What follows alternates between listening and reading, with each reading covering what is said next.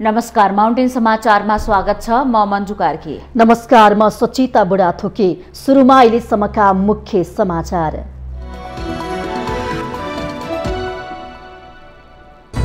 तीन हप्तादेखि रुस र युक्रेन बीच जारी युद्धले विध्वंस मचायो। दुई देश बीच जारी युद्धका कारण विश्व नै दुई ध्रुवमा विभाजित।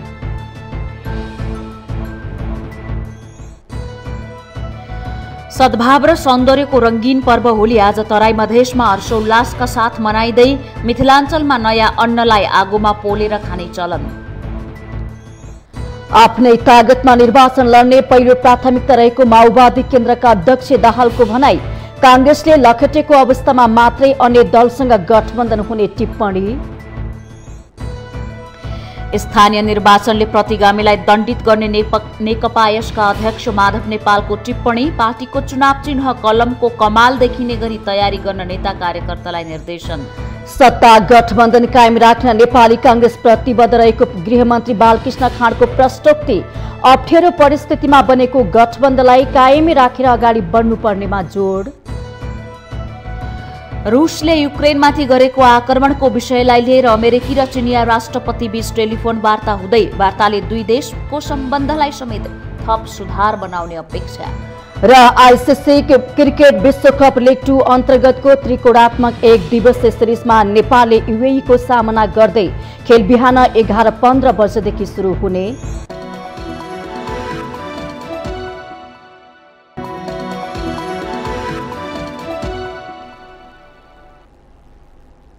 अब समाचार विस्तारमा। करिब 22 दिनदेखि जारी रुस युक्रेन युद्धकै कारण पछिल्लो समय रुस र अमेरिका बीच पनि तनाव बढ्ने देखिँदैछ। अमेरिकाले रुसले युक्रेनमाथि सैन्य कारबाही गरेको विषयलाई लिएर रुसी राष्ट्रपतिलाई युद्ध अपराधी भनेको छ भने रुसले अमेरिकी राष्ट्रपति जो बाइडेन सहित 13 उच्च अधिकारीमाथि प्रतिबन्ध लगाएर अमेरिकाको बलमै संसारका लाखौं मानिसको मृत्यु भएको स्मरण अमेरिकालाई गराएको छ। यस्तो अवस्था युद्ध रुस युक्रेन बीच भइरहेको हो कि रुस अमेरिका बीच भन्ने प्रश्न गम्भीर रूपमा उठेको छ। 3 हप्तादेखि रुस र युक्रेन बीच जारी युद्धले विध्वंस मच्चाएको छ। यो विध्वंसको चपेटामा युक्रेनी जनता परेका छन्। दुवै देश बीच जारी युद्ध तत्काल रोकिने देखिँदैन। युक्रेनका युद्धग्रस्त क्षेत्रबाट मानिसहरूलाई सुरक्षित स्थानमा सार्न समेत समस्या भइरहेको छ। रुसी सैनिकले युक्रेनका अधिकांश शहरहरू ध्वस्त बनाएका छन्। युक्रेनका राष्ट्रपति भोलोदिमिर जेलेस्कीले अमेरिकी संसदलाई सम्बोधन गर्दै युक्रेनलाई सैन्य सामग्री दिन र रुसबाट तेल खरिदमा प्रतिबन्ध लगाउन माग गरेका छन्। अमेरिकी कांग्रेसका करिब 300 सदस्यलाई भर्चुअल रूपमा सम्बोधन गर्दै जेलेस्कीले यस्तो माग गरेका हुन्। रसियाबाट अलग भएर स्वतन्त्रता प्राप्त गरेको झण्डै 3 दशकपछि युक्रेन रुस बीच पुनः यस्तो युद्ध होला भन्ने कल्पना कसैले पनि गरेका थिएनन्। तर रुस युक्रेन युद्धको दुर्भाग्य के हो भने युक्रेनी नेतृत्वले पश्चिमा मुलुकको सैनिक गठबन्धनका रूपमा परिचित नेटोको सदस्य बन्न इच्छा देखाएपछि रुस युक्रेन बीच पुनः तनाव सुरु भयो। रसियाले युक्रेनलाई नेटोको सदस्यता लिए त्यो युक्रेन रसिया बीच विगतमा भएको सम्झौता विपरीत हुने र त्यसले रसियाको अस्तित्व नै संकटमा पर्ने बताउँदै आएको थियो। त्यसकारण रुसका राष्ट्रपति भ्लादिमिर पुटिनले युक्रेनलाई नेटोको सदस्यता नलिन बारम्बार भनेका थिए।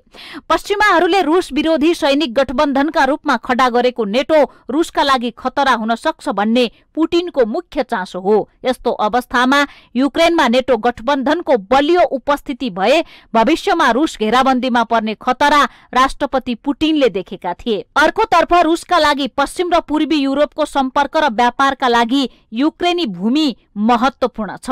आफ्नो मुलुकबाट इन्धनको व्यापार गर्न रुसलाई युक्रेनी भूमि प्रयोग गर्नुपर्ने रसियाका लागि अपरिहार्य जस्तै हो। यस्तो अवस्थामा रहेको रुस र युक्रेन बीचको युद्ध दुवै राष्ट्रका लागि घातक छ, जबकि कुनै समय दुवै राष्ट्रका जनता एउटै सोभियत संघका थिए। यता रुस युक्रेन बीच जारी युद्धमा अमेरिका भने युक्रेनलाई हर प्रकारले सहयोग गर्न तयार देखिएको छ।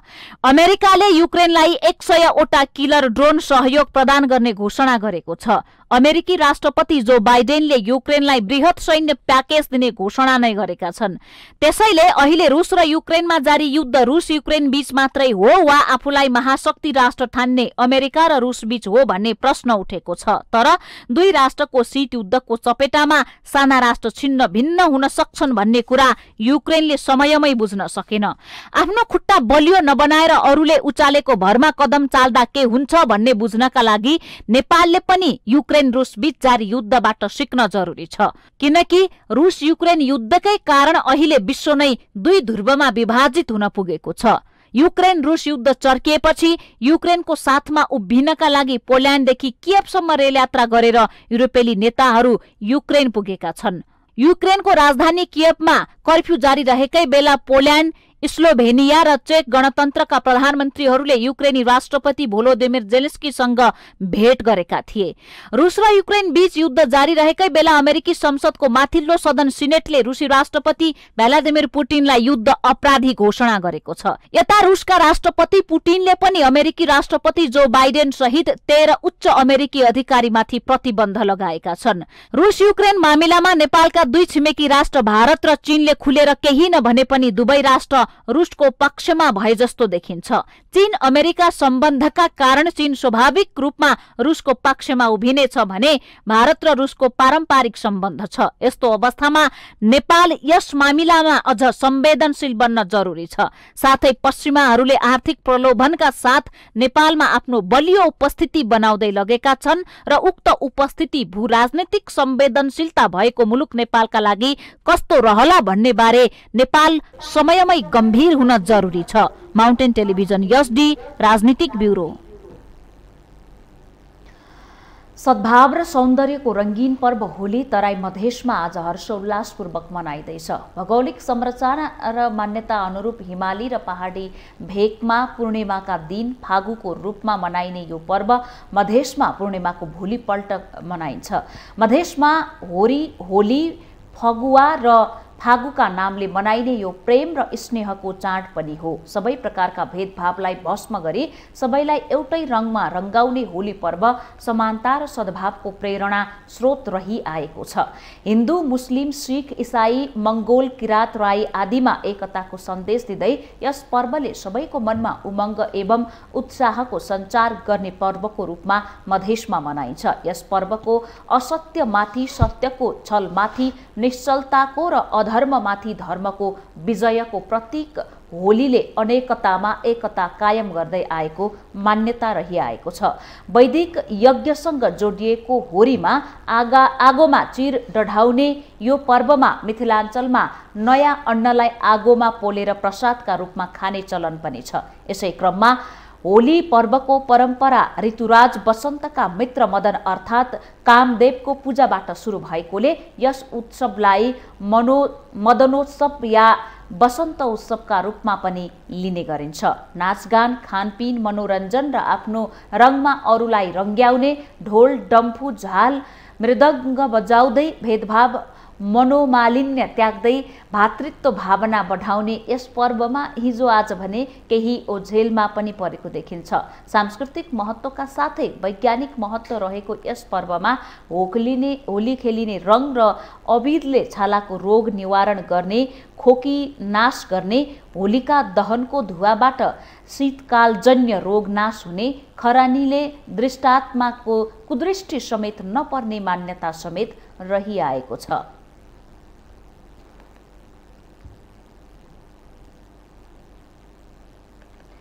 होलीको अवसरमा काठमाडौँको बसन्तपुरमा भएको होली विशेष कार्यक्रममा सयौं मानिस उपस्थित भएर एक आपसमा रङ र अबिर दलेर होली पर्व मनाएका छन्। बसन्तपुरमा नेपाल प्रहरीको विशेष सांगीतिक समूहको प्रस्तुतिका माझ सयौंको संख्यामा उपस्थित सर्वसाधारणले होली मनाएका हुन्। बसन्तपुरमा विदेशी पर्यटक समेत होलीमा रमाइरहेका देखिएका थिए। गत वर्ष कोरोनाको कारण सार्वजनिक स्थानहरूमा होली भने मनाइएको थिएन। दर्शक गोविन्द, अहिले हामी बसन्तपुरमा आएका छौँ। आज होली पर्व देशैभरि हर्षोल्लासका साथ मनाइरहेको छ। होली पर्व विशेष गरी असत्यमाथि सत्यको जितका रूपमा पनि मनाउने गरिन्छ। होली पर्वमा एक अर्कालाई रङ लगाएर एक आपसमा प्रेम साटासाट गरेर होली पर्व मनाउने गरिन्छ। अहिले हामी यहाँहरूलाई हामी यो बसन्तपुरको दृश्यमा कसरी होली पर्व मनाइरहेको छ भन्ने कुरा देखाउन गइरहेका छौँ।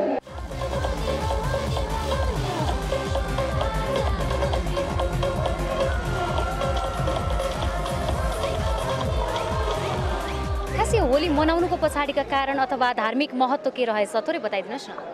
धेरै जस्तोले यो कुरा थाहा छ, हामीले भन्नु परेन हैन। होली बनाउने हाम्रो पुस्तादेखि नै आइरहेको धार्मिक परम्परा चलिरहेको हो।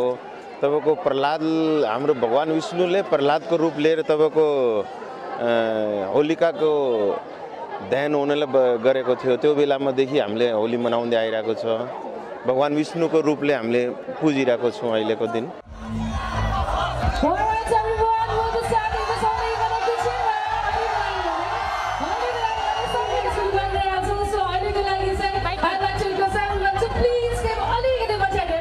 यहाँहरू यो लाइन चाहिँ के को बस्नु भएको र यहाँले अहिलेसम्म कलर पनि लगाउनु भएको छैन, के छ यसको महत्त्व? होलीको पूजा गरेपछि अनि मात्रै हामी कलर लगाउँछौँ अनि हामी व्रत पनि बस्छौँ। आज फास्ट पनि हुन्छ हाम्रो। अनि राति चाहिँ नि टुरी खेलमा त्यो होलिका दहन हुन्छ, त्यसपछि हामी खाना खान्छौँ।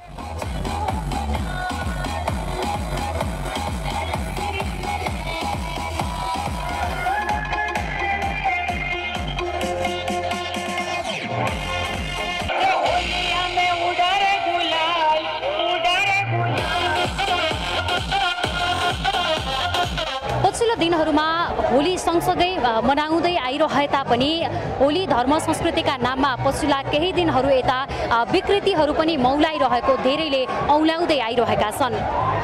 माउन्टेन टेलिभिजन HD का लागि क्यामेरामा अमर रावतका साथ बिन्दु अधिकारी, काठमाडौँ।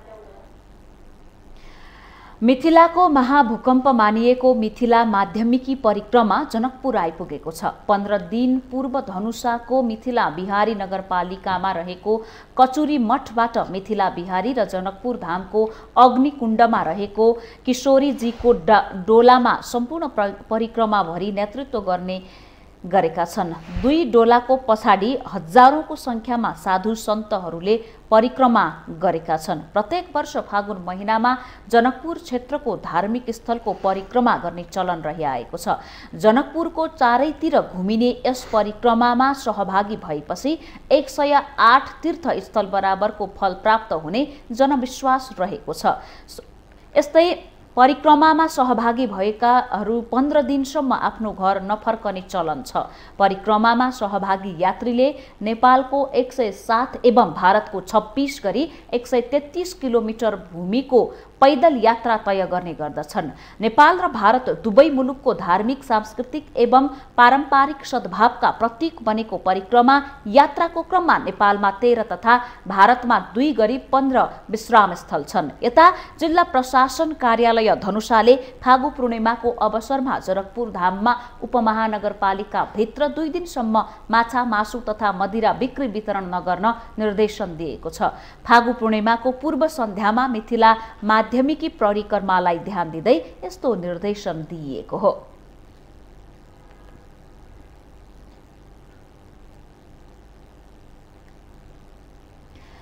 माउन्टेन समाचारमा पालो भएको छ विश्रामको।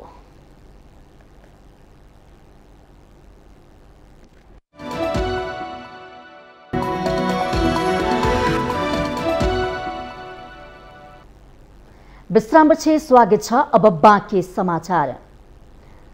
आगामी तीनै तहको चुनावमा गठबन्धन गरेर जाने भन्दै आएका सत्ता गठबन्धनका दलहरू चुनावी अभियानमा भने एक्लै होमिएका छन्। सत्तारूढ दलहरूको चुनावी गठबन्धन हुने नहुने अनिश्चित हुँदा बिहिबार मात्रै एकीकृत माओवादी अध्यक्ष पुष्पकमल दाहालको कांग्रेसले लखेड्दै गयो भने एमालेसित समेत चुनावी मोर्चा बन्दी हुन सक्ने अभिव्यक्ति सार्वजनिक भएको छ। चुनावको मिति घोषणा भइसकेपछि पनि केही समय एमसीसीको विवादमा फँसेका दलहरू बिस्तारै चुनावी केन्द्रित हुन थालेका छन्। चुनाव नजिकै जाँदा पार्टी परिवर्तन गर्नेको संख्या पनि उत्तिकै छ। सरकारको नेतृत्व गरिरहेका दलहरू आगामी तिनै तहको चुनावमा एक भएर जाने भने पनि त्यसले मूर्त रूप लिन सकेको छैन। सत्ताको नेतृत्वकर्ता दल नेपाली कांग्रेसका सभापति एवं प्रधानमन्त्री शेरबहादुर देउवा लगायतका केही नेताले गठबन्धनको पक्षमा भए पनि केही नेताहरू गठबन्धन दलहरूप्रति कठोर अभिव्यक्ति दिइरहेका छन्।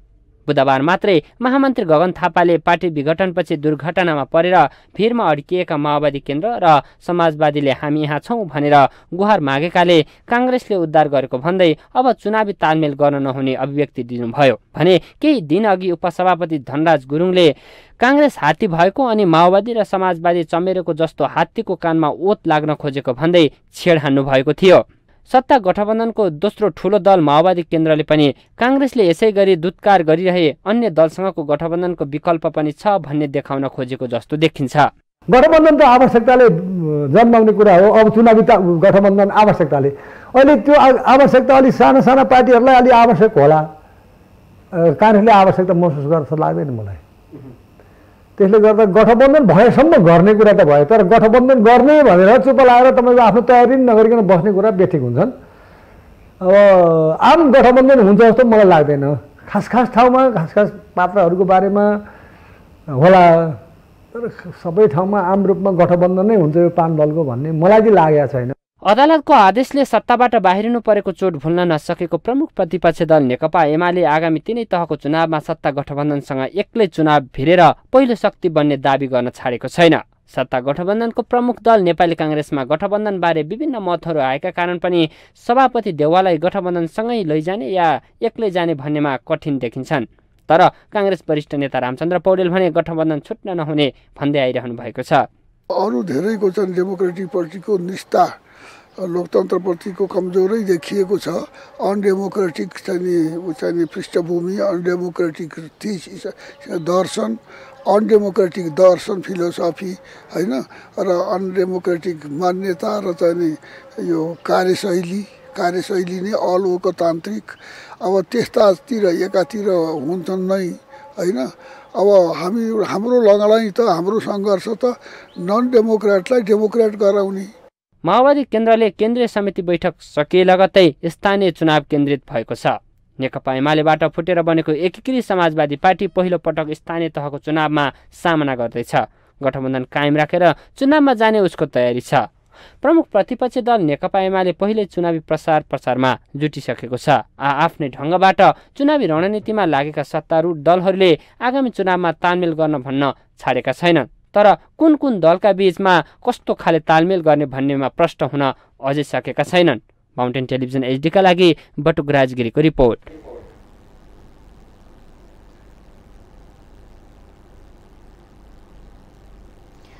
नेकपा माओवादी केन्द्रका अध्यक्ष पुष्पकमल दाहालले आफ्नै तागतमा निर्वाचन लड्ने पहिलो प्राथमिकतामा रहेको स्पष्ट पार्नु भएको छ। बिहिबार बुटवलमा प्रेस सेन्टर नेपाल लुम्बिनी प्रदेशले आयोजना गरेको पत्रकार सम्मेलनमा अध्यक्ष दाहालले पहिलो प्राथमिकता आफ्नै बलबुतामा चुनाव लड्ने स्पष्ट गर्नु भएको हो। दोस्रो प्राथमिकतामा गठबन्धनको तालमेलबाट स्थानीय चुनावमा जाने दाहालको भनाइ छ। उहाँले तोकिएकै मितिमा निर्वाचन हुने भएकोले त्यसमा शंका नगर्न पनि आग्रह गर्नु भएको छ। आफ्नै एजेन्डाहरू हाम्रा जे जति राजनीतिक एजेन्डा छन्, आर्थिक एजेन्डा छन्, जनतालाई स्थानीय स्तरबाट नै उनीहरूलाई अधिकार सम्पन्न पनि बनाउने, प्राकृतिक साधन स्रोतमाथि उनीहरूको अधिकार स्थापित गर्ने, समाजवादको भ्रूणको रूपमा उत्पादन, श्रम र सांस्कृतिक रूपान्तरणका अभियानलाई संयोजन गरेर लैजाने, शिक्षा, स्वास्थ्य, रोजगारीका कार्यक्रमहरूलाई जनमुखी र जनव्यापी बनाएर लैजाने यस्ता एजेन्डाहरूमा केन्द्रित भएर र आफ्नै तागतमा निर्वाचन अभियानमा जाने उद्देश्यका साथ लाग्न हामीले कार्यकर्तालाई निर्देशन पनि गरेका छौँ। दाहालले गठबन्धन गर्ने सवालमा प्रमुख नेतृत्व बीच विमति नरहेको पनि स्पष्ट पार्नुभयो। एमसीसीका कारण गठबन्धन टुट्न सक्ने अवस्था देखिएको भए पनि व्याख्यात्मक घोषणाले त्यो जोखिम टरेको उहाँको भनाइ छ। संघीय र प्रदेश सरकारहरू निर्वाचनसम्म बलियोसँग अगाडि बढ्ने आधार बनेको बताउँदै उहाँले कांग्रेसले लखेटेको अवस्थामा मात्रै अन्य दलसँग गठबन्धन हुने, नभए अहिले त्यो अवस्था नरहेको बताउनुभयो। उहाँले तत्काल एमालेसँग तालमेल वा गठबन्धन नहुने पनि त्यसको सम्भावना रहेको पनि संकेत गर्नुभएको छ। हामी माओवादी केन्द्रवाला जहिले पनि संकट परेको बेलामा संकटको निकास दिनको लागि जतिसुकै तितो मिठो भए पनि हामी सहज ढङ्गले छलफल गर्ने र समझदारी बनाएर निकास निकाल्ने हामीले कोसिस गरेका छौँ। अध्यक्ष दाहालले प्रधान न्यायाधीशमाथिको महाअभियोग संविधान र कानूनको व्यवस्था अनुसार नै संसदमा दर्ता भएको भन्दै यो विषय अन्त्य नभएको प्रश्न पार्नुभयो। महाअभियोगको छानबिन समिति बनिसकेको तर दर्ता भएकोले अब चल्ने संसदमा छलफल हुने उहाँले बताउनु भएको छ।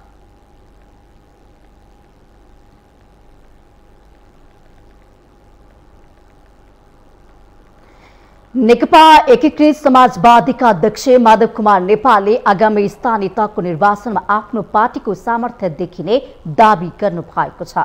बिहिबार पार्टी केन्द्रीय कार्यालयमा फागु पूर्णिमाको अवसरमा आयोजित शुभकामना आदान प्रदान कार्यक्रममा अध्यक्ष नेपालले आगामी वैशाख 30 गते हुने स्थानीय तह निर्वाचनमा पार्टीको सामर्थ्य देखिने दावी गर्नु भएको हो। चुनावी मैदानमा पार्टीको शक्ति देखिने भन्दै उहाँले आफूहरूलाई खिसेट्यौरी गर्नेहरूको हरिबिजोग हुने पनि टिप्पणी गर्नुभयो।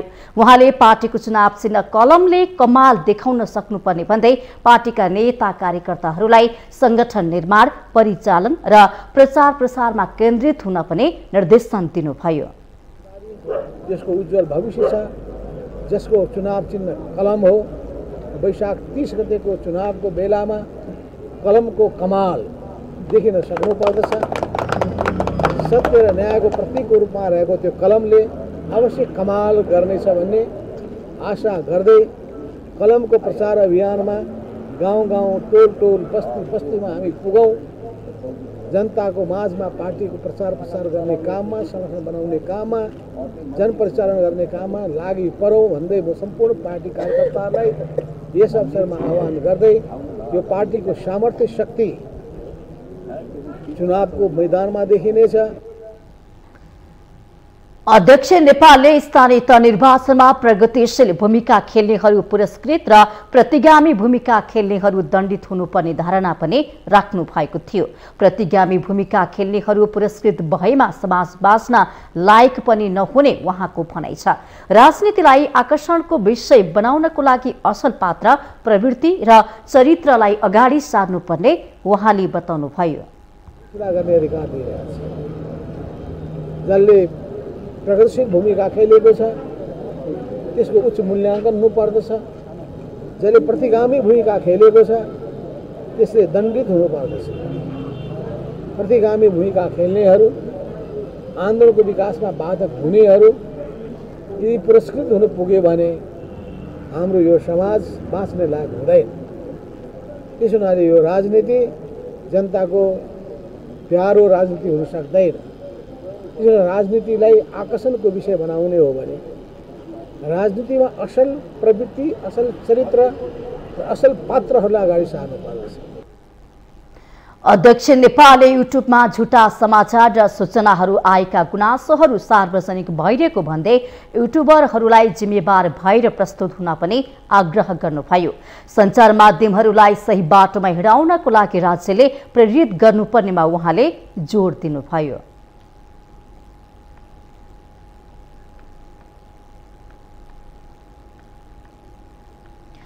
गृहमन्त्री बालकृष्ण खाँडले सत्ता गठबन्धन कायम राख्न नेपाली कांग्रेस प्रतिबद्ध रहेको स्पष्ट गर्नुभएको छ। बिहिबार नेपाली कांग्रेस प्रदेश सभा क्षेत्रीय कार्य समिति क्षेत्र नम्बर 3 ख रूपन्देहीमा कार्यकर्ता भेटघाट कार्यक्रममा गृहमन्त्री खाँडले सत्ता गठबन्धन कायम राख्न नेपाली कांग्रेस प्रतिबद्ध रहेको स्पष्ट गर्नुभएको हो। उहाँले अप्ठ्यारो परिस्थितिमा बनेको गठबन्धनलाई कायमै राखेर अगाडि बढ्न कांग्रेस तल्लीन रहेको पनि बताउनुभयो। गृहमन्त्री खाँडले स्थानीय स्तरमा गाउँ र नगरमा विकास हुन कांग्रेसले स्थानीय तहको निर्वाचन जित्नुपर्ने उल्लेख गर्नुभएको छ। अमेरिकी सरकारले नेपाललाई दिएको अनुदान अमेरिकी सहयोग परियोजना एमसीसी जनताको पक्षमा र जनताको हितमा रहेको उहाँको दाबी छ। एमसीसी नेपालमा नदी नालाबाट उत्पादन हुने बिजुली जनताको घर घरसम्म पुर्याउन आवश्यक पर्ने ट्रान्समिसन लाइन बनाउन स्वीकारिएको मन्त्री खाँडको तर्क छ। मुलुकको आर्थिक अवस्था चुनौतीपूर्ण रहेको बेला त्यसको सामना गर्न एमसीसीले सहयोग पुर्याउने उहाँले विश्वास व्यक्त गर्नुभएको छ। पेट्रोलियम पदार्थको मूल्य वृद्धि भइरहेको र आयात पनि बढिरहेकाले अब त्यो आयात घटाउन विद्युतीय सामग्रीको प्रयोग गर्न मन्त्री खाँडले आग्रह गर्नुभएको छ।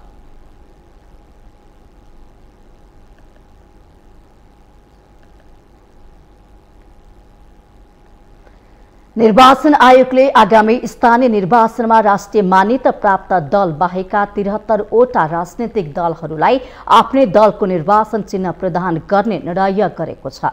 यसअघि स्थानीय तहको निर्वाचनमा राष्ट्रिय मान्यता प्राप्त दल बाहेकका प्रतिनिधिहरूले स्वैच्छिक चिन्ह लिएर उठ्नुपर्ने प्रावधान थियो।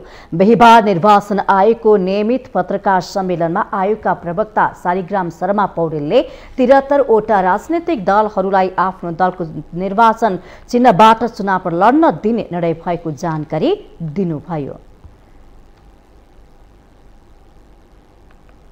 आगामी स्थानीय तह निर्वाचन स्वच्छ, निष्पक्ष, स्वतन्त्र, विश्वसनीय र मितव्ययी रूपमा सञ्चालन गर्ने सन्दर्भमा प्रचलित कानुन बमोजिम निर्वाचन प्रयोजनको लागि दर्ता भएका दलको उम्मेद्वारलाई सोही दलको निर्वाचन चिन्ह दिन उपयुक्त निर्णय गर्ने सम्बन्धमा निर्वाचनमा भाग लिन आयोगमा दर्ता भएका राष्ट्रिय मान्यता प्राप्त बाहेकका 73 राजनीतिक दललाई राजनीतिक दल सम्बन्धी ऐन 2073 को दफा 57 बमोजिम जिल्ला स्तरको संगठन संरचना जिल्ला समितिको विवरण 78 चैत्र 6 गतेभित्र पेश गर्न पत्राचार गरिएको छ। यसैबीच निर्वाचन आयोगले स्थानीय तहको निर्वाचनमा उम्मेदवारले आफ्नो कार्यालय बाहेकका स्थानमा डिजिटल बोर्ड, फ्लेक्स र ग्लोसाइन बोर्ड राखेर प्रचार प्रसार गर्न प्रतिबन्ध लगाएको छ। राजपत्रमा बिहीबार प्रकाशित निर्वाचन आचार संहितामा डिजिटल बोर्डबाट हुन सक्ने प्रचार रोक्न यस्तो प्रावधान राखेको हो। उम्मेदवारको कार्यालयमा राखिने तुलको कपडामा बनाइएको दलको झण्डा र चुनाव चिन्ह मात्रै राख्न पाउने प्रावधान आचार संहितामा राखिएको छ। आचार संहितामा स्थानीय प्रशासनको अनुमति नलिई सार्वजनिक स्थलमा कुनै किसिमको जुलुस, आमसभा, कोणसभा, बैठक एवं भेला गर्न नहुने, कार्यक्रम गर्नुभन्दा 72 घण्टा अघि प्रशासन र प्रहरीलाई जानकारी दिनुपर्ने प्रावधान राखिएको छ। अघिल्लो निर्वाचनमा 48 घण्टा अघि जानकारी दिनुपर्ने व्यवस्था थियो। जुलुस वा आमसभामा भाग लिने वा प्रचार प्रसार गर्ने व्यक्तिले दलको निर्वाचन चिन्ह, झण्डा, अंकित लोगो, स्टिकर, कपडा, टोपी, टी सर्ट, ज्याकेट, कमिज, गम्छा, ब्याज, मास्क, लकेट लगाउन र झोला बोक्न नहुने संहितामा राखिएको छ।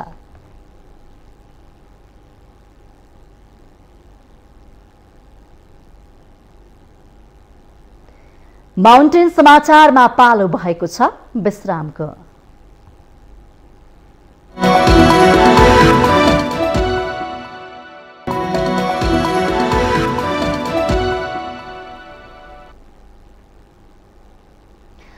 विश्रामपछि स्वागत छ। अब बाँकी समाचार। दाङको तुलसीपुर घोराही सडक खण्ड 4 लेन बन्ने भएपछि स्थानीयहरू निकै हर्षित भएका छन्। तर 3 वर्ष बितिसक्दा पनि भएको सडकको अवस्था झनै बिग्रिएपछि नागरिकहरूले निकै शास्ति भोग्नु परेको छ। निर्माणको जिम्मा लिएका व्यवसायी नै ठगी मुद्दामा पक्राउ परेका छन्। दाङको तुलसीपुर घोराई सडक खण्ड 2 लेनबाट 4 लेनको बन्न लागेपछि नागरिकहरू धेरै खुसी भएका थिए। तर 3 वर्षसम्म पनि सडक निर्माण नहुँदा स्थानीयहरू शास्ति खेप्न बाध्य छन्। पछिल्लो समयमा सडक नबन्दाखेरि र अझ भन्दाखेरि हाम्रो यहाँको पेटी ठेकदारको रूपमा मेयरकै छोरा संलग्न भएको र उहाँको छोरा अहिले पक्राउ पनि परिसकेको अवस्था भन्ने सुन्नमा आएकोले यो कुरालाई अझ बढी पुष्टि गर्छ।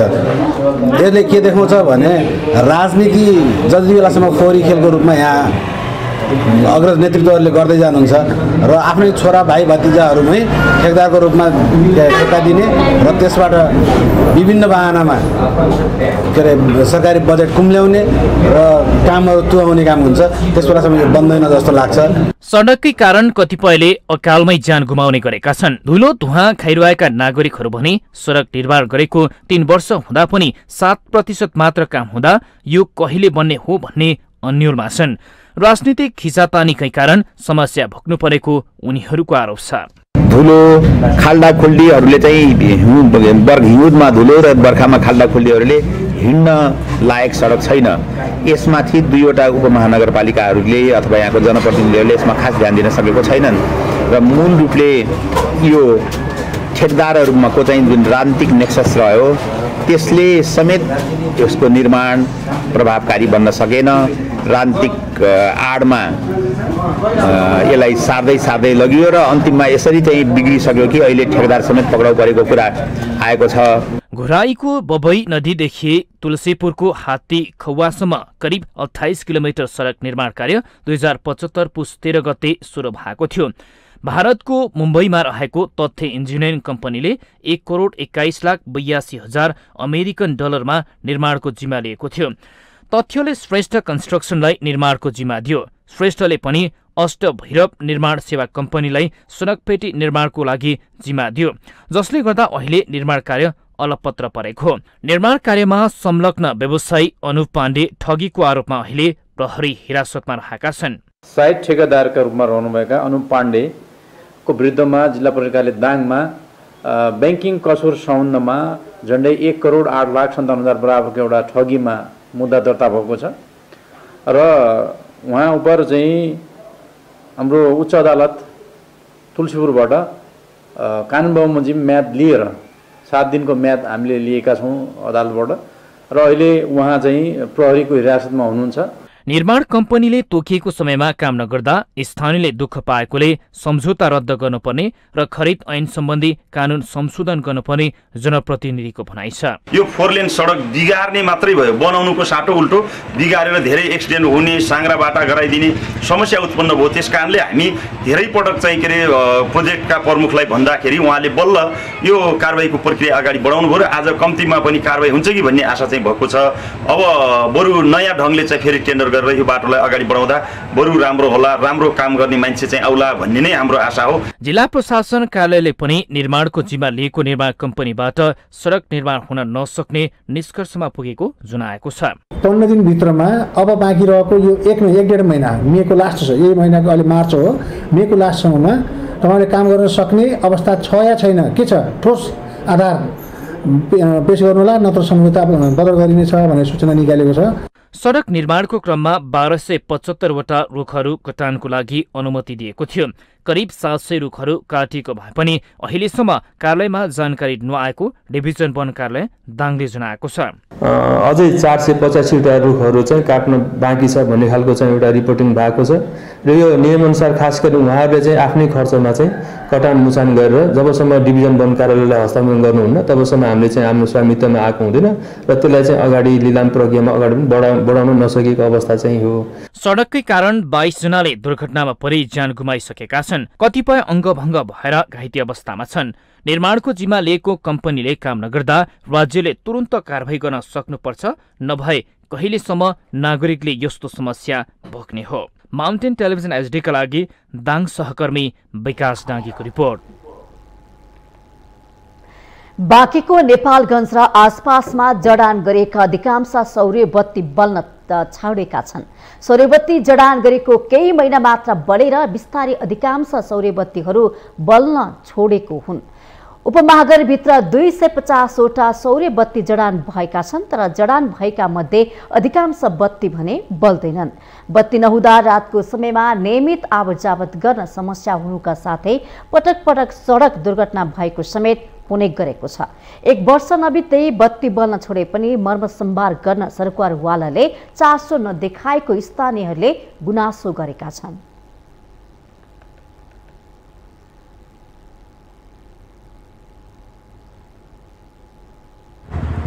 लाइट लगाइयो, त्यो लाइटमा अहिले कतिपय लाइटहरू तपाईँको नबलेको अवस्था छ। त्यसले गर्दा तपाईँको रातिमा चाहिँ आँखा नदेख्ने मान्छेहरूको त्यसपछि दुर्घटना बढी हुने होइन र यसको नाम पर्याप्त नगरपालिकाले बजेट पनि छुट्याउने गरेको छ र खै यसको मर्मत सम्भार नभएको कारणले गर्दा पनि यस्ता दुर्घटनाहरू चाहिँ बढेको हामीले देखेका छौँ र नगरपालिकाले समयमै के भन्छन् तपाईँको यो जुन सौर्य लाइटहरू छ यसको मर्मत गरेर नेपाल के भन्छ दुर्घटनाको न्यूनीकरण गर्न सक्छ। तर उपमेयर उमा थापा मगरले भने उपमहानगरपालिकाले सडक बत्ती मर्मत कार्य गरिरहेको दावी गर्दै बिग्रिएका सडक बत्ती मर्मतको लागि यस वर्ष 20 लाख बजेट विनियोजन गरेको बताउनुभयो। हामीले 3 महिनाभित्र चाहिँ भनेका छौँ 3 महिनाभित्र भएका सबै सोलर पोलहरू मर्मत गर्ने त्यसको चाहिँ विकल्पमा हाम्रो जुन विद्युतले बल्ने पोलहरू छ पोलहरू त्यहाँ चाहिँ हामीले बत्तीहरू जडान पनि गरेका छौँ र अहिले हामीले ठुल्ठुलो हाई मार्क्सहरू प्रत्येक चोकमा पनि राखेका छौँ र सकेसम्म चाहिँ हामीले दुर्घटना हुन नदिनको लागि लगायत यो जुन यहाँले भने जस्तै के अरे उज्यालो सहरको जुन परिकल्पना छ त्यसलाई पूरा गर्नको लागि चाहिँ हामीले दीर्घकालीन योजना बनाउन जरुरी देखिएको हुँदाखेरि पनि थोरै ढिलाइ चाहिँ हुन जान्छ। तथापि यो वर्षको योजना भएको हुँदाखेरि यो वर्षको 3 महिनाभित्र हामी यसलाई सञ्चालन गर्छौँ। सौर्य बत्तीको 1 वर्ष मात्र वारेन्टी हुने भएकाले बिग्रिने गरेको दावी पनि उहाँले गर्नुभयो। उपमहानगरपालिकाको समन्वयन र संसद कोषबाट नेपालगञ्जमा सौर्य बत्ती जडान गरिएको थियो।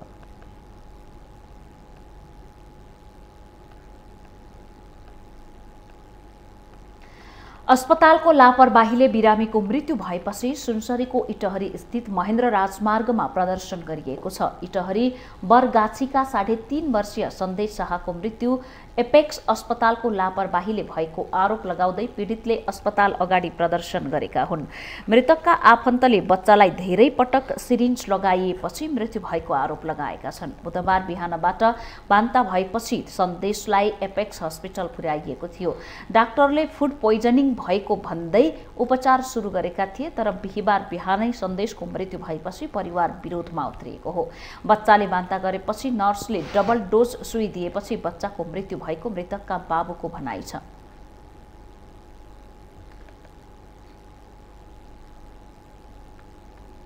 अगाडि के अरे 1 घण्टा पछाडि नानीले फेरि भमिट गर्यो। डाक्टरलाई फोन गरेर सोध्नुभयो होइन नर्सले फोन गरेर सोद्धाखेरि त्यो पानी चढाएर एक ठाउँबाट त्यो निकालेर अनि अलिकति सुईमा दबाई हानेर फेरि त्यहाँबाट हालिदियो। हालिदिएपछि फेरि लगाइदिनु भयो। 2 घण्टा पछाडि फेरि भमिट गर्यो नानीले। अनि डाक्टरलाई सोध्नु भन्दै पनि नर्सले सोधेन। नसोधिकन फेरि दबाई हानिदियो। अनि पछिबाट फेरि त्यस्तै गर्दाखेरि पछिबाट 1 सुई हानिदियो नसोधिकन। दबाई तपाईँले सोध्नुभयो भनेको पर्दैन अलिअलि त हामीलाई पनि आउँछ भन्ने कुरा भन्नुभएको छ भनेर भन्नुभयो। अनि यो दबाई चाहिँ सकिएको थियो यहाँ छैन तपाईँसँग मसँग थियो मैले त्यो ल्याइदिएको भोलि मलाई किनेर ल्याइदिनु तपाईँले भन्नुभयो। जानुभयो गएपछि आधी घण्टा पछाडि नानीले आँखा पल्टाइदियो।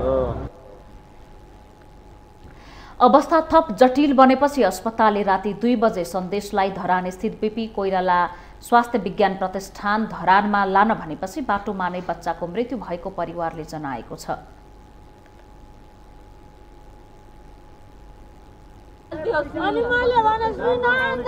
ओभरडोज भएर बच्चाको हो एउटा बच्चालाई हेल्थ चेकअप गरेर मार्ने एपेक्स अस्पतालमा त्यो त किन अर्का हस्पिटलमा गयो हामीले नसक्नु हुने पनि त घुराउनु पर्छ नि त एउटा नलिनु सक्यो भने त फर्काउको हुन्छ त्यसरी राखेर ओभरडोज दिएर बच्चालाई मारेर। अस्पतालले भने लापरवाही नभएको दावी गरेको छ। बाहिरबाट उपचार गरेर बच्चाको अवस्था जटिल भएपछि थप उपचारका लागि ल्याएको एपेक्स हस्पिटलको प्रष्टीकरण छ। डाक्टरले सकेको उपचार गरेर नसकेपछि प्रतिष्ठान पठाएको अस्पतालले जनाएको छ।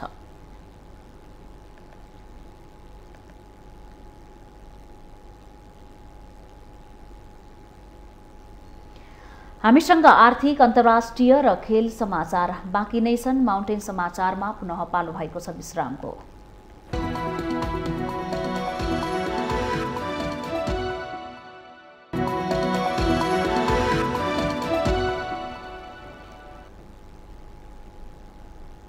विश्रामपछि स्वागत छ। अब पालो आर्थिक समाचारको।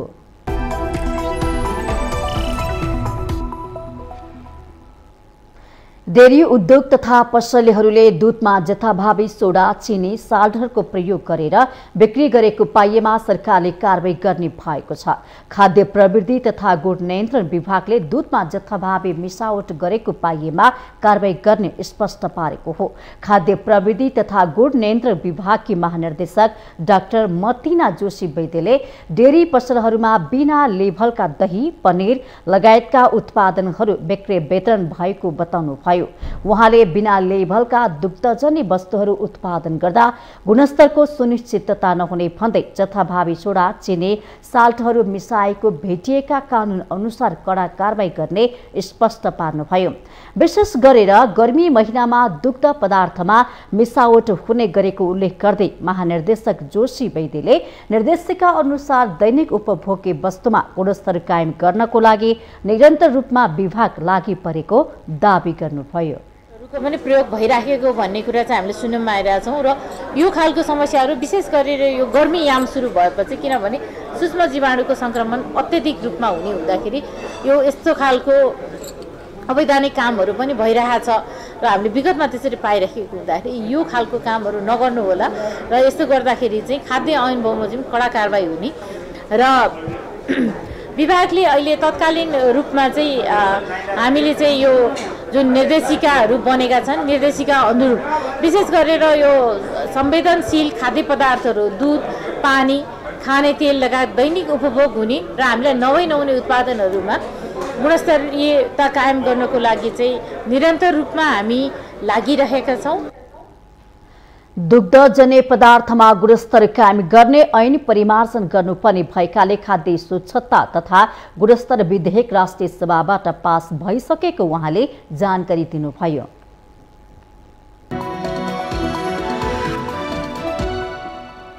यससँगै हामी समाचारको अन्त्यमा आइपुगेका छौं। जाँदा जाँदै मुख्य समाचार पुनः एकपटक।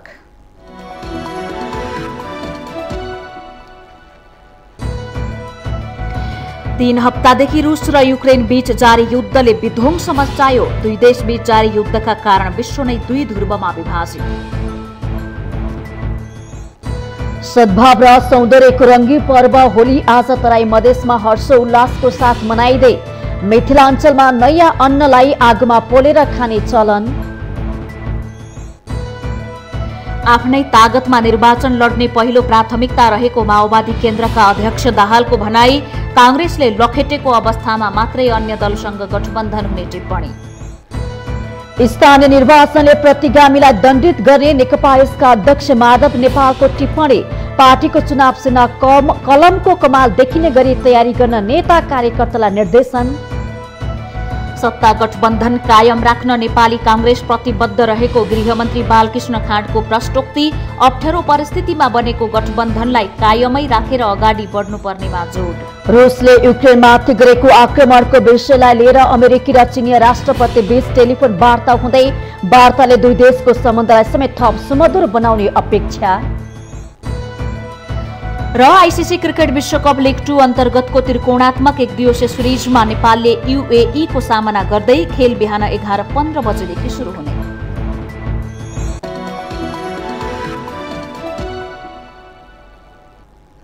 माउन्टेन समाचार अहिलेलाई सकियो। सत्य, तथ्य र निष्पक्ष समाचारको लागि माउन्टेन टेलिभिजन एचडी हेर्दै गर्नुहोला। नमस्कार।